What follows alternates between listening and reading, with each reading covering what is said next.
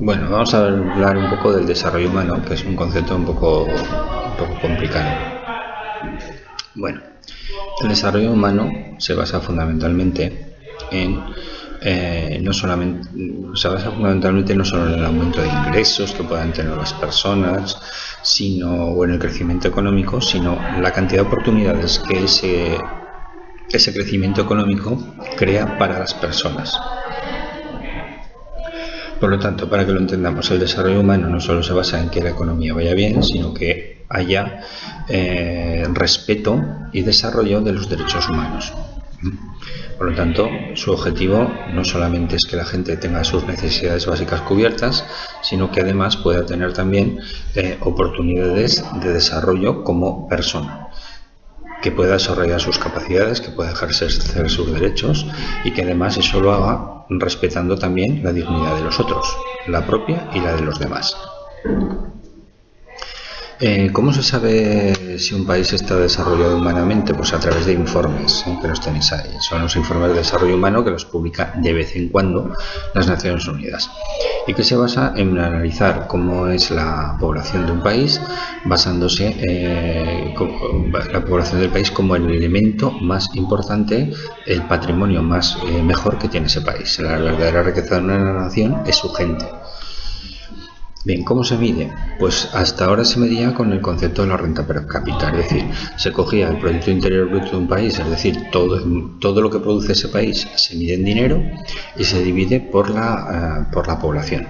Y normalmente pues saldrá una cifra expresada en dólares para que sea homologable a todos los países del mundo, y esa sería una manera de medir el desarrollo humano de un país.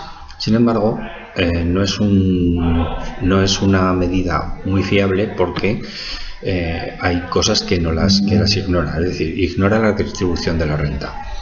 Por ejemplo, pues si en un país hay 2 pollos y 2 habitantes, pues dentro de la renta per cápita les correspondería un pollo por habitante. Pero claro, si uno se come 2 pollos y el otro no se come ninguno, la renta per cápita seguiría diciendo lo mismo, que hay un pollo por habitante, que se comen un pollo por habitante, cuando en realidad uno de ellos no ha comido nada.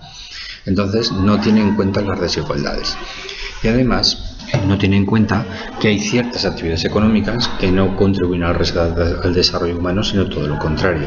Por ejemplo, los gastos militares, por ejemplo, las cuestiones relacionadas con la droga, el narcotráfico, que sí que mueven mucho dinero, pero sin embargo no podemos estar de acuerdo que no desarrolla a la persona, sino todo lo contrario. ¿Qué indicadores tiene el desarrollo humano? Pues el más extendido es el que se llama el IDH, que es un índice compuesto por una serie de variables que tienen que ver con la vida larga y saludable, los conocimientos y la dignidad de las personas, no solamente con la renta per cápita. Y se calcula pues teniendo en cuenta los indicadores: la longevidad, el nivel educacional de la población y el nivel de vida.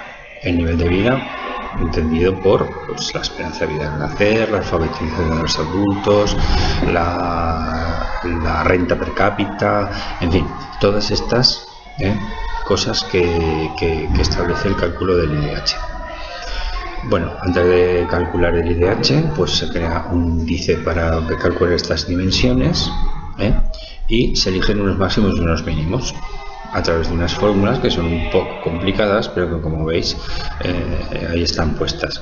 Lo único que tenéis que tener en cuenta es que el valor mínimo es 0 y el máximo es 1, y por lo tanto normalmente todos los IDHs veréis que hay un número de un 0 seguido de 3 decimales, porque se calcula en milésimas. Ahí tenéis cómo se calcula la esperanza de vida, ahí se calcula la educación, la alfabetización, el cálculo del PIB, ¿verdad? Pues cómo se calcula también, ahí tenéis las tablas. Y por último, pues cómo se calcula el IDH. Se le da 1/3 de valor al índice de esperanza de vida, 1/3 de valor al índice de educación y 1/3 de valor al índice del PIB. Bueno, y esto es todo. Espero que lo hayáis entendido y que os haya gustado.